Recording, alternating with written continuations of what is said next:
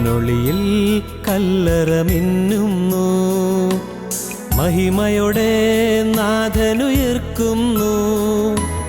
മുറിവുകളാൽ മൂടിയ മേനീതാ, നിറവോലും പ്രഭയിൽ മുഴുകുന്നു. പൊന്നൊളിയിൽ കല്ലറ മിന്നുന്നു, മഹിമയോടെ നാഥനുയർക്കുന്നു. മുറിവുകളാൽ മൂടിയ മേനീതാ, നിറവോലും പ്രഭയിൽ മുഴുകുന്നു.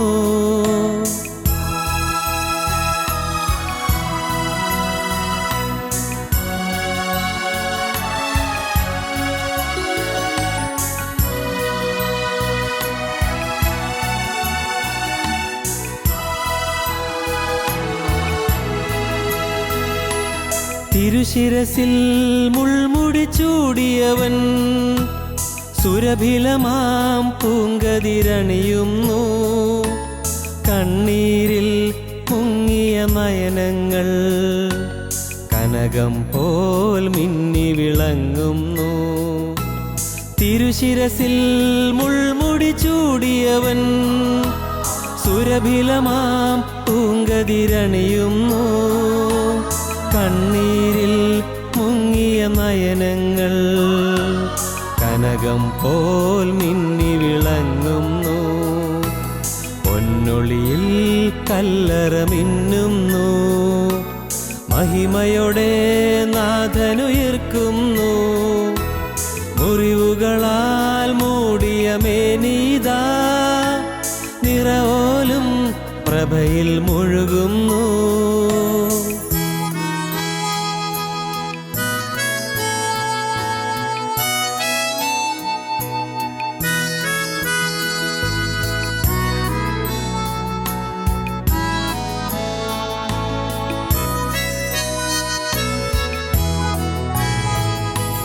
പുക പൊങ്ങും മരണത്താഴ്വരയിൽ പുതുജീവൻ പൂന്തളിരണിയുന്നു. മാനവരും സ്വർഗനിവാസികളും വിജയാനന്ദത്തിൽ മുഴുകുന്നു. പുക പൊങ്ങും മരണത്താഴ്വരയിൽ പുതുജീവൻ പൂന്തളിരണിയുന്നു. മാനവരും സ്വർഗനിവാസികളും വിജയാനന്ദത്തിൽ മുഴുകുന്നു. പൊന്നൊളിയിൽ കല്ലറ മിന്നുന്നു, മഹിമയോടെ നാഥനുയർക്കുന്നു. മുറിവുകളാൽ മൂടിയ മേനീതാ, നിറവോലും പ്രഭയിൽ മുഴുകുന്നു. പൊന്നൊളിയിൽ കല്ലറ മിന്നുന്നു, മഹിമയോടെ നാഥനുയർക്കുന്നു. മുറിവുകളാൽ മൂടിയ മേനീതാ, നിറവോലും പ്രഭയിൽ മുഴുകുന്നു. നിറവോലും പ്രഭയിൽ മുഴുകുന്നു.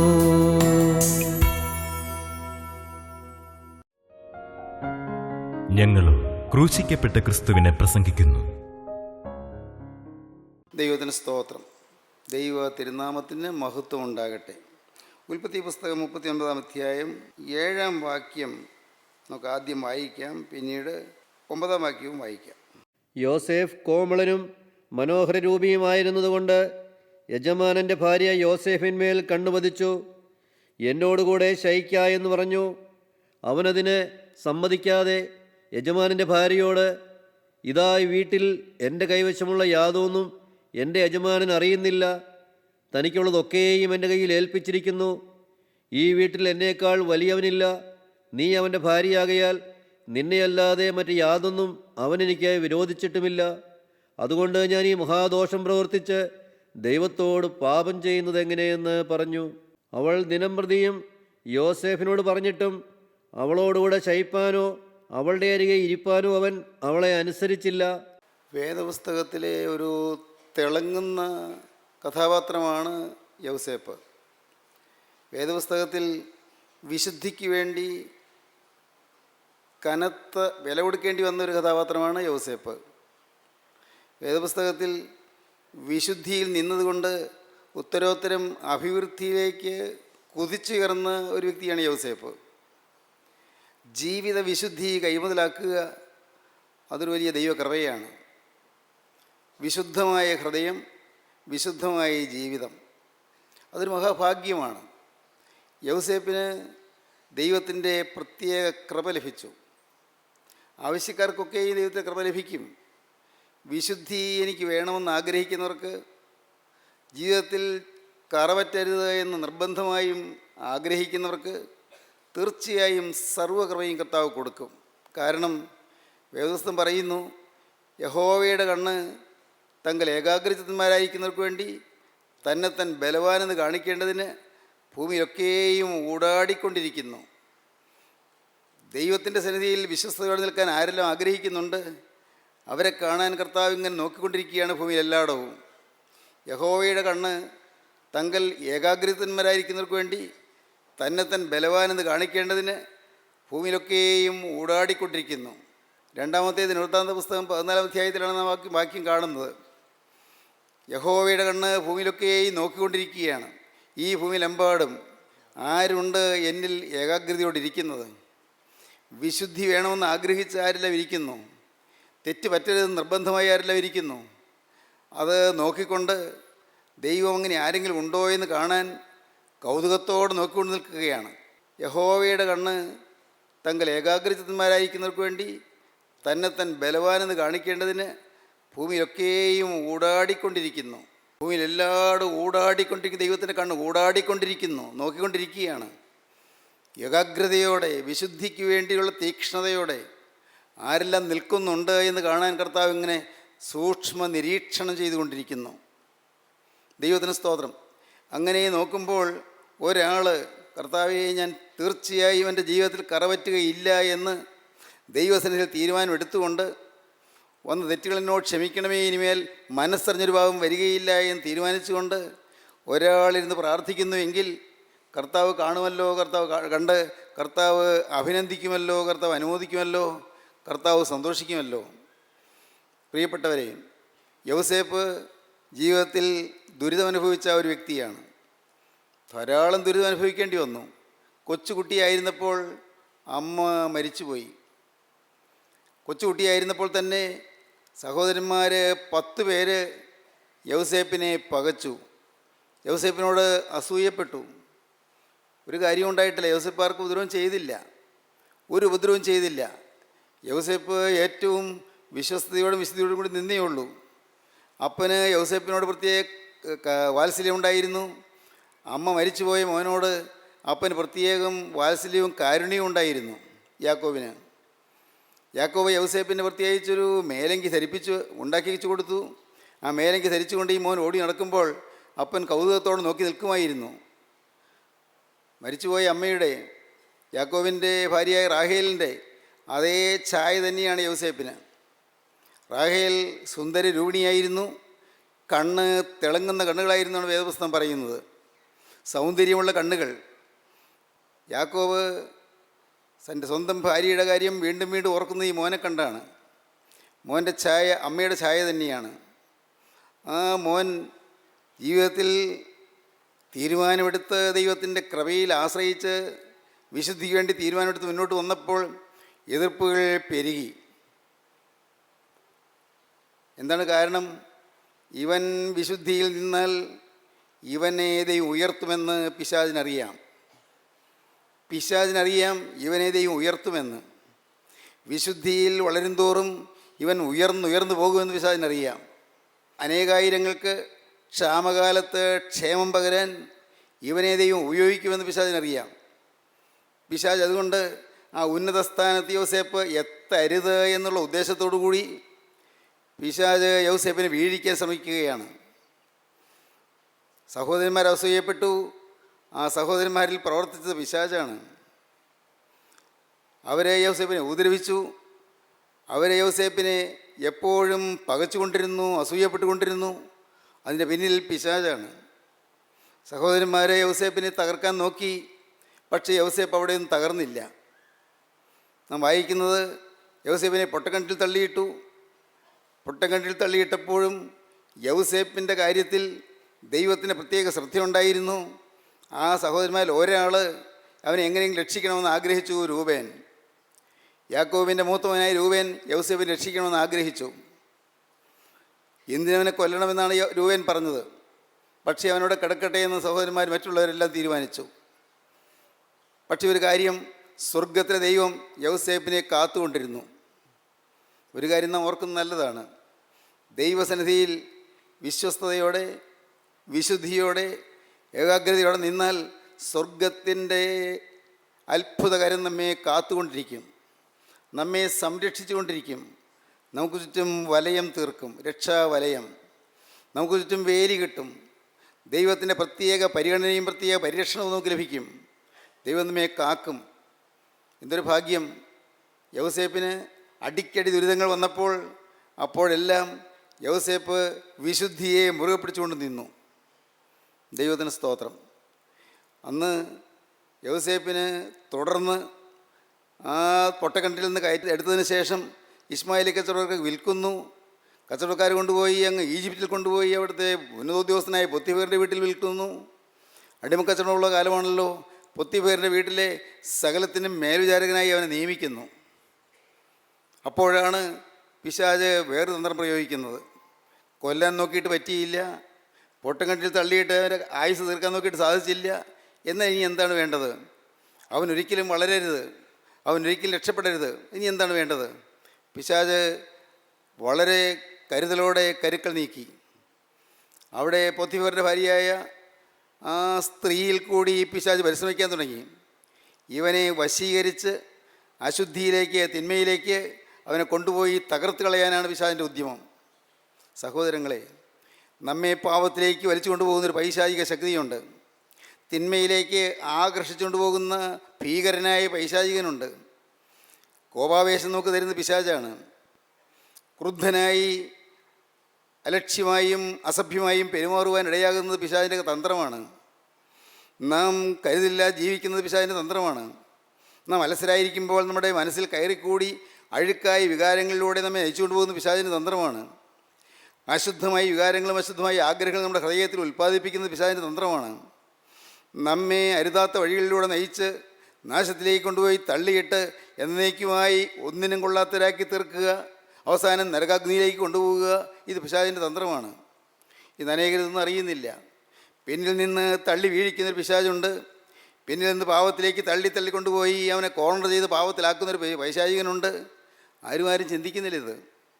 എന്നാൽ ഓർക്കൂ, അവിടെയെല്ലാം വിശുദ്ധിയോടെ നിൽക്കാൻ സാധിക്കുമ്പോഴാണ് ദൈവം സന്തോഷിക്കുന്നത്. ദൈവത്തിൻ്റെ പദ്ധതി വളരെ അത്ഭുതകരമായി നിറവേറുന്നത്. നമ്മെ ഓരോരുത്തരെക്കുറിച്ചും കർത്താവിനൊരു പദ്ധതിയുണ്ട്. കർത്താവിന് വ്യക്തമായൊരു പ്ലാനുണ്ട് നമ്മെ ഓരോരുത്തരെക്കുറിച്ചും. നിങ്ങളെക്കാര്യം പ്രത്യേകം ശ്രദ്ധിക്കണം. എന്നെക്കുറിച്ച് എൻ്റെ ദൈവത്തിൻ്റെ ഒരു പദ്ധതിയുണ്ട്. എന്നെ ഉയർത്തണമെന്ന്, എന്നെ ചില കാര്യങ്ങൾക്ക് ദൈവം ഉപയോഗിക്കണമെന്ന്, എന്നിൽ നിന്നുകൊണ്ട് ചില കാര്യങ്ങൾ നിർവഹിക്കണമെന്ന്, എന്നിൽ നിന്നുകൊണ്ട് അനേകർക്ക് അനുഗ്രഹം പകരണമെന്ന്, എന്നിൽ നിന്നുകൊണ്ട് അനേകർക്ക് സമാധാനം ലഭിക്കണമെന്ന് ദൈവത്തിന് വ്യക്തമായ ഒരു ഉദ്ദേശമുണ്ട്. ആ ഉദ്ദേശം തകരാൻ നാം സമ്മതിക്കരുത്. ഒരിക്കലും ദൈവത്തിൻ്റെ ഉദ്ദേശം തകർത്ത് കളയരുത്. ദൈവത്തെ നാം തോൽപ്പിക്കരുത്. ദൈവത്തെ തോൽപ്പിക്കരുത്. എന്താണ് പറഞ്ഞതിൻ്റെ അർത്ഥം? ദൈവം ജയിക്കണം, പിശാച് തോൽക്കണം. എന്തു വേണം?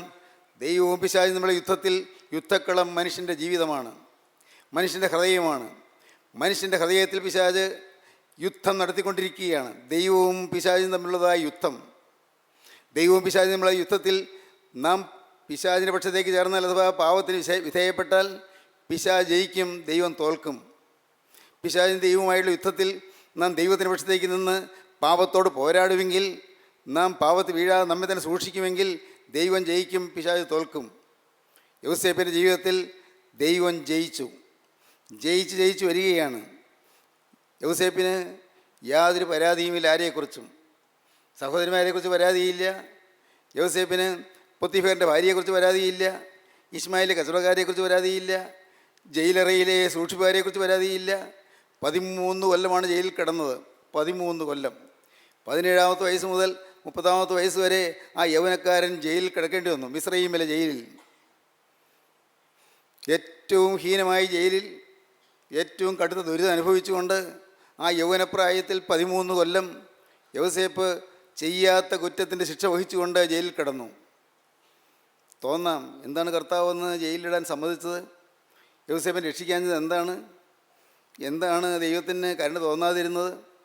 ദൈവം യോസേപ്പിനെ കാരാഗ്രഹത്തിൽ നിന്ന് രക്ഷിക്കാതിരുന്നത് എന്തുകൊണ്ടാണ്? സ്വാഭാവികമായി നമുക്ക് ചിന്തിക്കാം. അത്രയും തീക്ഷ്ണതയോടെ നിന്ന് യൗവനക്കാരനെ ദൈവം രക്ഷിക്കേണ്ടതല്ലേ? ചിന്തിക്കാം. പ്രിയപ്പെട്ടവരെ, ദൈവത്തിൻ്റെ വഴികൾ നമ്മുടെ വഴികളല്ല, നമ്മുടെ വിചാരങ്ങളല്ല ദൈവത്തിൻ്റെ വിചാരങ്ങൾ. ദൈവത്തിന് ധനം, ജ്ഞാനം, അറിവ് എന്നിവയുടെ ആഴമേ, അവൻ്റെ വിചാരങ്ങൾ എത്ര അപ്രമേയവും അവൻ്റെ വഴികൾ എത്ര അഗോചരവുമാകുന്നുവെന്ന് അപ്പോസ്തലനായ പൗലോസ് റോമർക്ക് എഴുതിയ ലേഖനം 11-ാം അധ്യായത്തിൻ്റെ അവസാന ഖണ്ഡികയിൽ പറയും. റോമർ 11-ാം അധ്യായത്തിൻ്റെ അവസാന ഖണ്ഡികയിൽ അപ്പോസ്തലൻ പറയുകയാണെന്ന് നമുക്ക് വായിച്ചു കേൾക്കാം. ദൈവത്തിൻ്റെ ധനം, ജ്ഞാനം, അറിവ് എന്നിവയുടെ ആഴമേ, ദൈവത്തിൻ്റെ ധനം, ജ്ഞാനം, അറിവ് എന്നിവയുടെ ആഴമേ, അവൻ്റെ ന്യായവിധികൾ എത്ര അപ്രമേയവും, ദൈവത്തിൻ്റെ ന്യായവിധികൾ എത്ര അപ്രമേയവും, അവൻ്റെ വഴികൾ എത്ര അഗോചരവുമാകുന്നു. ദൈവത്തിൻ്റെ വഴികൾ എത്ര അഗോചരവുമാകുന്നു. കർത്താവിൻ്റെ മനസ്സറിഞ്ഞവൻ ആര്? അവന് മനസ്സറിഞ്ഞവൻ ആര്? അവന് മന്ത്രിയായിരുന്നവൻ ആര്? ദൈവത്തിൻ്റെ മന്ത്രിയായിരുന്നവൻ ആര്? അവന് വല്ലതും മുമ്പേ കൊടുത്തിട്ട് പ്രതിഫലം വാങ്ങുന്നവനാര്? പ്രതിഫലം വാങ്ങുന്നവനാര്? സകലവും അവനിൽ നിന്നും സകലവും ദൈവത്തിൽ നിന്നും അവനാലും ദൈവത്താലും അവങ്കലേക്കുമാകുന്നുവല്ലോ. അവൻ എന്നേക്കും മഹത്വം. ആമീൻ. ദൈവത്തിന് സ്തോത്രം. പറഞ്ഞു വന്നപ്പോൾ അപ്പോസ്തലനെ സ്തുതിക്കാതിരിക്കാൻ വയ്യ. അപ്പോൾ സ്തുതിക്കുകയാണ്, അവൻ എന്നേക്കും മഹത്വം. ആമേൻ. ദൈവത്തിൻ്റെ വഴികൾ ആർക്കറിയാം? ദൈവത്തിൻ്റെ വഴികൾ എന്താണെന്ന് മനുഷ്യന് മനസ്സിലാവുകയില്ല. എൻ്റെ ഈ ചെറിയ ബുദ്ധിയിൽ മനസ്സിലാവുകയില്ല. മനുഷ്യൻ്റെ ഈ ചെറിയ ബുദ്ധിയിൽ ഒന്നും മനസ്സിലാവുകയില്ല. ആധ്യാത്മികതയുടെ ആഴങ്ങൾ ആർക്കറിയാൻ പറ്റും? ആത്മീയത്തിൻ്റെ അഗാധതകൾ ആർക്ക് ഗ്രഹിക്കാൻ പറ്റും? ഒന്നും ഗ്രഹിക്കാൻ പറ്റുകയില്ല. വേണ്ട, ഇന്ന് ഗ്രഹിക്കേണ്ടതെല്ലാം കർത്താവ് ഗ്രഹിപ്പിച്ചുകൊള്ളും. കൂടുതൽ ഗ്രഹിക്കണമെങ്കിൽ അക്കരെ ചെല്ലുമ്പോൾ കർത്താവ് പറഞ്ഞു തരും. ദൈവത്തിന് സ്തോത്രം. ഇന്ന് ഈ ഭൂമിയിൽ വെച്ച് ഗ്രഹിക്കേണ്ടതെല്ലാം കർത്താവ് തരും, ആവശ്യമുള്ളതെല്ലാം. അപ്പോസ്തലനായ പൗലോസ് പറയുകയാണ്, ദൈവത്തിൻ്റെ വഴികൾ നമുക്ക് മനസ്സിലാവുകയില്ല. പക്ഷെ ഒരു കാര്യമുണ്ട്, എല്ലാം നന്മയ്ക്കാക്കി കൂടി വ്യാപരിപ്പിക്കും ദൈവം. ഏത് യാതന വന്നാലും, ഏത് ദുരിതം വന്നാലും, ഏത് പ്രതിസന്ധി വന്നാലും അത് നന്മയ്ക്കാക്കി മാറ്റാൻ ദൈവത്തിന് കഴിയും. നമുക്ക് തോന്നാറില്ലേ, കർത്താവെ വഹിക്കാൻ വയ്യല്ലോ, എന്നെക്കൊണ്ട് വയ്യല്ലോ കർത്താവെ, എനിക്ക് സാധിക്കുന്നില്ലല്ലോ, ഇത് ഞാൻ എങ്ങനെ മുന്നോട്ട് പോകും കർത്താവെ, ഞാൻ എങ്ങനെ വഹിക്കും? പ്രയാസമുണ്ട്, ശരിയാണ്, വഹിക്കാൻ പ്രയാസമുണ്ട്. ചില രോഗങ്ങൾ നമുക്ക് പ്രയാസമാണ്, ചില കടത്തിൻ്റെ വീർപ്പുമുട്ടലുകൾ നമുക്ക് പ്രയാസമാണ്, പൈസയുടെ ഞെരുക്കങ്ങൾ നമുക്ക് പ്രയാസമാണ്, കുടുംബത്തിലെ ക്ലേശങ്ങൾ നമുക്ക് പ്രയാസമാണ്, കുടുംബത്തിലെ അസ്വസ്ഥതകൾ തീർച്ചയായും പ്രയാസമാണ്, ടെൻഷൻ ഉണ്ടാക്കുന്ന സാഹചര്യങ്ങൾ വിഷമമാണ്, പ്രയാസമാണ്, ജോലി നനച്ചിരിയാതെ നഷ്ടപ്പെടുന്നു, വിദ്യാഭ്യാസത്തിൽ മുന്നോട്ട് പോകാൻ പറ്റുന്നില്ല, ഒന്നും പഠിച്ചിട്ട് തലയിൽ ഇരിക്കുന്നില്ല, പരീക്ഷയിലൊന്നും വേണ്ടതുപോലെ പ്രകടിപ്പിക്കാൻ സാധിക്കുന്നില്ല, ഒരു ജോലി കിട്ടുന്നില്ല, അഥവാ ഉള്ള ജോലി നഷ്ടപ്പെടുന്നു, എല്ലാം പ്രയാസമാണ്. എൻ്റെ കർത്താവേ, വരവുകൊണ്ട് ചിലവിന് മതിയാകുന്നില്ലല്ലോ, പ്രയാസമാണ്. ഒരു കാരണവുമില്ലാതെ മറ്റുള്ളവരെന്നെ പകയ്ക്കുന്നല്ലോ, തീർച്ചയായും പ്രയാസമാണ്. എന്നെക്കുറിച്ച് മിഥ്യ അപവാദങ്ങൾ പറയുന്നല്ലോ, വിഷമം തന്നെയാണ്. എന്നാൽ കേൾക്കൂ, ഇതെല്ലാം നന്മയ്ക്കാക്കി മാറ്റാൻ സ്വർഗത്തിലെ ദൈവത്തിന് കഴിയും. ഏതെല്ലാം പ്രശ്നങ്ങളുണ്ടെങ്കിലും, ഏതെല്ലാം പ്രതിസന്ധികൾ വന്നാലും, ഏതെല്ലാം ദുർഘടങ്ങളിലൂടെ നാം മുന്നോട്ട് പോകേണ്ടി വന്നാലും, നമ്മുടെ വഴികൾ അടഞ്ഞാലും, വാതിലുകൾ അടഞ്ഞാലും, ഒരു ഗതിയുമില്ലാതെ നാം വലഞ്ഞാലും, കേൾക്കൂ, എല്ലാം നന്മയ്ക്കാക്കി മാറ്റാൻ കർത്താവിന് കഴിയും. പെട്ടെന്നുള്ളതായ വിയോഗങ്ങൾ, പെട്ടെന്നുള്ളതായ വിരഹങ്ങൾ, പെട്ടെന്നുള്ളതായ അത്യാപത്തുകൾ, പെട്ടെന്നുണ്ടാകുന്നതായ കഷ്ടനഷ്ടങ്ങൾ, അതൊക്കെ ഓർക്കുമ്പോൾ പ്രിയപ്പെട്ടവരെ, നമ്മുടെ ഹൃദയം അത്യന്തം വേദനിച്ച് വെപ്രാളത്തിലായി പോകും, പരിഭ്രാന്തമായി പോകും. പക്ഷേ കേൾക്കൂ, ഇതെല്ലാം, ഈ സാഹചര്യങ്ങളെല്ലാം നന്മയ്ക്കാക്കി മാറ്റിയെടുക്കാൻ ദൈവത്തിന് കഴിയും. ദൈവത്തിന് സ്തോത്രം. എല്ലാം നന്മയ്ക്ക്. അപ്പോസ്തലനായ പൗലോസ് റോമർക്ക് എഴുതിയ ലേഖനം 8-ാം അധ്യായത്തിൻ്റെ 28-ാം വാക്യത്തിൽ പറയും, എല്ലാം നന്മയ്ക്കാക്കി മാറ്റുമെന്ന്, എല്ലാം നന്മയ്ക്കായി കൂടി വ്യാപരിപ്പിക്കുമെന്ന്. അപ്പോസ്തലനായ പൗലോസ് റോമർക്ക് എഴുതിയ ലേഖനം 8-ാം അധ്യായം 28-ാം വാക്യം നമുക്ക് കേൾക്കാം. എന്നാൽ ദൈവത്തെ സ്നേഹിക്കുന്നവർക്ക്, നിർണയപ്രകാരം വിളിക്കപ്പെട്ടവർക്ക് തന്നെ സകലവും നന്മയ്ക്കായി കൂടി വ്യാപരിക്കുന്നുവെന്ന് നാം അറിയുന്നു. സകലവും നന്മയ്ക്കായി കൂടി വ്യാപരിക്കുന്നുവെന്ന് നാം അറിയുന്നു. അപ്പോസ്തലൻ പറയുകയാണ്, നമുക്കറിയാം, അനുഭവം ഉണ്ടെന്നാണ് അപ്പോസ്തലൻ പറയുന്നത്. റോമൻ കാരാഗ്രഹത്തിലിട്ടു, അപ്പോസ്തലൻ പറയുന്നു എല്ലാം നന്മയ്ക്ക്. ഫിലിപ്പിയൻ കാരാഗ്രഹത്തിലിട്ടു, എല്ലാം നന്മയ്ക്ക്. അപ്പോസ്തലനായ പൗലോസിന് അനേകം പ്രയാസങ്ങൾ നേരിടേണ്ടി വന്നു, അടിയേൽക്കേണ്ടി വന്നു, ഒന്ന് കുറയ 40 അടി 5 വട്ടം കൊണ്ടു. എല്ലാം നന്മയ്ക്ക്. കടലിലെ ആപത്തുണ്ടായി, കാട്ടിലെ ആപത്തുണ്ടായി, കള്ള സഹോദരന്മാരുടെ ആപത്തുണ്ടായി, എല്ലാം നന്മയ്ക്ക്. അപ്പോസ്തലൻ പറയുകയാണ്, ദൈവത്തെ സ്നേഹിക്കുന്നവർക്ക്, നിർണയപ്രകാരം വിളിക്കപ്പെട്ടവർക്ക് തന്നെ സകലവും നന്മയ്ക്കായിക്കൊണ്ട് വ്യാപരിക്കുന്നെന്ന് നാം അറിയുന്നു. ദൈവത്തിന് സ്തോത്രം. ഇത് അനുഭവിക്കുമ്പോഴാണ് നാം സന്തോഷിക്കുന്നത്. എല്ലാം നന്മയ്ക്കായി മാറും. ഇന്ന് പ്രയാസങ്ങളിൽപ്പെട്ട് വലയുകയും ഒഴുകുകയും ചെയ്യുന്നവരില്ലേ? നിങ്ങൾ അനേകം പേരിന്ന് ഭാരപ്പെട്ട് കഴിയുന്നില്ലേ? ജീവിതത്തിലെ ക്ലേശങ്ങളിൽപ്പെട്ട് ഉള്ളു തകർന്നു കഴിയുന്നില്ലേ? മനസ്സ് വീർപ്പുമുട്ടി കഴിയുന്നില്ലേ? കുടുംബത്തിൽ ഭാര്യയും ഭർത്താവും തമ്മിൽ ഭിന്നത, മക്കളിന്ന് അവരുടെ തന്നിഷ്ടം പോലെ ജീവിക്കുന്നു, വഴിതെറ്റിപ്പോകുന്നു, കഞ്ചാവിൻ്റെയോ മദ്യത്തിൻ്റെയോ അടിമകളായി തീർന്നു പോകുന്നു, അവർ പഠിത്തം ഉഴപ്പിക്കളയുന്നു, കുടുംബത്തിൽ എല്ലാ വിധത്തിലായ ക്ലേശങ്ങളും വന്നു ചേരുന്നു, അതിൽ അടിക്കടി ദുരിതങ്ങളും ആപത്തുകളും വരുന്നു. ഒന്നു മാറി ആപത്തുകൾ, ഒന്നു മാറി രോഗങ്ങൾ, കഷ്ടങ്ങൾ, നഷ്ടങ്ങൾ, ദുരിതങ്ങൾ, ആപത്തുകൾ, കേടുകൾ, കെടുതികൾ എല്ലാം ഇല്ലേ? ഇതെല്ലാം ഓരോന്നും വരുമ്പോൾ മനസ്സ് നോവും, തീർച്ചയായിട്ടും നോവും. ഉള്ള് വേകുന്നത് പോലെ ഉള്ളം തകർന്നു കിടക്കും. എന്നാൽ കേൾക്കൂ, ഇതെല്ലാം നന്മയ്ക്കാക്കി മാറ്റാൻ യേശു ക്രിസ്തുവിന് കഴിയും. ദൈവത്തിന് സ്തോത്രം. ദൈവത്തിൻ്റെ വലിയ നാമം മഹത്വപ്പെടട്ടെ. പ്രിയപ്പെട്ടവരെ, ഞാൻ നിങ്ങളോട് പറയട്ടെ, ജീവിതത്തിൻ്റെ ആരംഭകാലങ്ങളിൽ ഞാൻ നിങ്ങളോട് എന്നും പറയാറുള്ളതാണ്, ജീവിതത്തിൻ്റെ ആദ്യകാലങ്ങളിൽ എനിക്കറിയാം ഞാൻ എന്തുമാത്രം കരഞ്ഞവനാണ് എന്ന്, ഞാൻ എന്തുമാത്രം വലഞ്ഞവനാണ് എന്ന്, എത്രമാത്രം ഞാൻ വേദനിച്ചവനാണ് എന്ന്. ദൈവത്തിന് സ്തോത്രം. ഈ വീട്ടിൽ പ്രിയപ്പെട്ടവരെ കണ്ണീരിൻ്റെ പ്രവാഹമായിരുന്നു. ഇവിടെ ശോകമുഖമായ അന്തരീക്ഷമായിരുന്നു. വീട് ആകെ മ്ലാനമായിരുന്നു. വാടിയ മുഖമായിരുന്നു. ചിരിയില്ല, സംസാരമില്ല, മിക്കവാറും മൗനം, മൂകത. ദൈവത്തിന് സ്തോത്രം. അപ്പൻ മരിച്ചതിന് ശേഷം, എനിക്കൊരു വയസ്സുള്ളപ്പോൾ അപ്പൻ മരിച്ചതിന് ശേഷം ആകെ മ്ലാനമായൊരു അന്തരീക്ഷം, മൂകമായ അന്തരീക്ഷം. 30-ാമത്തെ വയസ്സിൽ വിധവയായ പാവപ്പെട്ട അമ്മയുടെ കണ്ണീര് ഈ ഭവനത്തിൽ തളം കെട്ടിയിരുന്നു. ഞാൻ പറയാറുണ്ടല്ലോ, കരയുന്നു, പള്ളിയിൽ ചെല്ലുമ്പോൾ കരയുന്നു, സെമിത്തേരിയിലേക്ക് പോകും, അവിടെ വെച്ച് കരയും, വീട്ടിൽ വരുന്നു, അപ്പോഴും കരയും, എപ്പോഴും കരച്ചിൽ തന്നെ. ദൈവത്തിന് സ്തോത്രം. അമ്മ ചിലപ്പോൾ നെഞ്ചത്തടിച്ച് കരയുന്നത് ഞാൻ കണ്ടിട്ടുണ്ട്. എങ്കിലും കർത്താവേ, ഞാൻ എന്ത് മഹാഭാവം ചെയ്തിട്ടാണ് എനിക്കിത് വന്നത് എന്ന് അന്ന് എനിക്കും തോന്നി. എൻ്റെ ദൈവമേ, എന്താണ് ഞങ്ങൾക്കിങ്ങനെ വന്നത് എന്ന്. ദൈവത്തിന് സ്തോത്രം. ഞാൻ ഇത് വീണ്ടും വീണ്ടും പറയുന്നത്, അപ്പൻ്റെ നഷ്ടം തന്നെയാണ്. അപ്പൻ പോയത് നഷ്ടം തന്നെയാണ്. എന്നാൽ ഞാനൊന്നറിയുന്നുണ്ട്, ഞാൻ ആ വേദനിച്ച് പിടയുന്ന കാലത്ത് എനിക്ക് ഒരു ദൈവം കൂടിയേ കഴിയുമായിരുന്നുള്ളൂ. എനിക്ക് ഒരു നാഥൻ വേണമായിരുന്നു. എനിക്ക് ഒരു അപ്പൻ വേണമായിരുന്നു. എനിക്കൊരു കർത്താവ് വേണമായിരുന്നു. എനിക്കൊരു നടത്തിപ്പുകാരൻ വേണമായിരുന്നു. ഞാൻ അനാഥനായി പോയിരുന്നു. അതുകൊണ്ട് ജീവിതം തകർന്നവനായി തീർന്നപ്പോൾ ഞാൻ ഭാഗ്യവശാൽ വലഞ്ഞ് നിരാശയിൽ അങ്ങ് കൂപ്പുകുത്തിപ്പോയപ്പോൾ സ്വർഗത്തിലെ ദൈവത്തിൻ്റെ കൃപ എന്നെ സന്ദർശിച്ചു. ദൈവത്തിൻ്റെ വചനം എനിക്ക് ലഭിച്ചു. വചനം എന്നെ ഉണർത്തി. വചനം എന്നെ അടിക്കടി നയിച്ചുകൊണ്ടിരുന്നു. വചനം എൻ്റെ ഹൃദയത്തെ പിളർന്നു. വചനം എൻ്റെ ഹൃദയത്തെ കീറി. വചനം എൻ്റെ ഉള്ളത്തിൽ അസ്ത്രം തറയ്ക്കുന്നത് പോലെ തറച്ചു. ദൈവത്തിന് സ്തോത്രം. അന്ന് ഏങ്ങലടിച്ച് കരഞ്ഞുകൊണ്ട് ഈ നിസ്സാര ജീവിതം യേശുവിൻ്റെ കൈകളിലേക്ക് സമർപ്പിച്ചു. ദൈവത്തിന് സ്തോത്രം. ഞാൻ പറയട്ടെ, അതൊരു ഭാഗ്യമാണ്. ജീവിതം സമർപ്പിക്കാനിടയായാൽ ഭാഗ്യമാണ്. പ്രിയപ്പെട്ടവരെ, നിങ്ങൾക്ക് ഈ ജീവിതം യേശുവിൻ്റെ കരങ്ങളിൽ കൊടുക്കാമോ? യാതനയുള്ള ജീവിതം യേശുവിന് കൊടുക്കാമോ? രോഗമുള്ള ശരീരം യേശുവിന് കൊടുക്കാമോ? നിങ്ങൾക്ക് ഇന്ന് കരുത്തില്ലാത്ത ജീവിതം, ഇന്ന് പ്രയാസപ്പെടുന്ന ജീവിതം, ഇന്ന് വിഷമസന്ധികളിൽ തളരുന്ന ജീവിതം, ഇന്ന് രോഗബാധയേറ്റ് വലഞ്ഞ ജീവിതം, ഇന്ന് പലതരത്തിലുള്ളതായി പീഡകളേറ്റ് ഉലയുന്ന ജീവിതം ഉടയവൻ്റെ കൈകളിലേക്ക് ഇന്ന് കൊടുക്കാമോ? കാണാം, അവനത് പൊന്നാക്കി തരുന്നത്. ദൈവത്തിന് സ്തോത്രം. അവൻ നിങ്ങളെ വളർത്തുന്നത്, യേശുക്രിസ്തു അപ്പനായി വരുന്നത്, യേശുക്രിസ്തു നാഥനായി വരുന്നത്, യേശുക്രിസ്തു ഉടമസ്ഥനായി വരുന്നത്, യേശുക്രിസ്തു ഉടയവനായി വരുന്നത്. അവൻ നിങ്ങളുടെ കാര്യങ്ങൾ ഏറ്റെടുക്കും. അവൻ നിങ്ങളുടെ കാര്യങ്ങൾ നോക്കും. സ്വർഗത്തിലെ അപ്പ എന്ന് വിളിക്കുമ്പോൾ മോനെ എന്ന് വിളിച്ചുകൊണ്ട് ഓടി വരുന്നത് നിങ്ങൾക്ക് അനുഭവിക്കാം. ദൈവത്തിന് സ്തോത്രം. അപ്പ എന്ന് വിളിക്കുമ്പോൾ, അപ്പോൾ ആ വിളിയുടെ അർത്ഥം അറിഞ്ഞുകൊണ്ട് വിളിക്കുമ്പോൾ അപ്പൻ ഓടി വരുന്നത് നിങ്ങൾക്ക് അനുഭവിക്കാം. സ്വർഗസ്ഥനായ ഞങ്ങളുടെ പിതാവേ എന്ന് വിളിക്കുന്നത് അർത്ഥം അറിഞ്ഞുകൊണ്ടാണ്. ദൈവത്തിന് സ്തോത്രം. സ്വർഗത്തിലെ അപ്പ എന്ന് വിളിക്കുന്നത് അപ്പനോടുള്ളതായ സ്നേഹവും ബഹുമാനവും ആദരവും ഭക്തിയും നിറഞ്ഞുകൊണ്ടാണ്. വെറുതെ ചൊല്ലിക്കൂട്ടുകയല്ല, വെറുതെ പറഞ്ഞു കൂട്ടുകയല്ല. 17-ാമത്തെ വയസ്സിൽ മാനസാന്തരപ്പെട്ടപ്പോൾ എനിക്ക് ലഭിച്ചത്, ഞാൻ പുസ്തകം നോക്കി ശരിക്ക് പ്രാർത്ഥിക്കാൻ തുടങ്ങി. അതുവരെ പുസ്തകം നോക്കി പ്രാർത്ഥിക്കില്ല. കാരണം എനിക്കെല്ലാം കാണാതെ അറിയാം. പ്രാർത്ഥന മുഴുവൻ കാണാതെ അറിയാമായിരുന്നു. നമസ്കാരം മുഴുവൻ കാണാതെ ചൊല്ലുമായിരുന്നു. പക്ഷേ അർത്ഥം അറിയാൻ വയ്യ.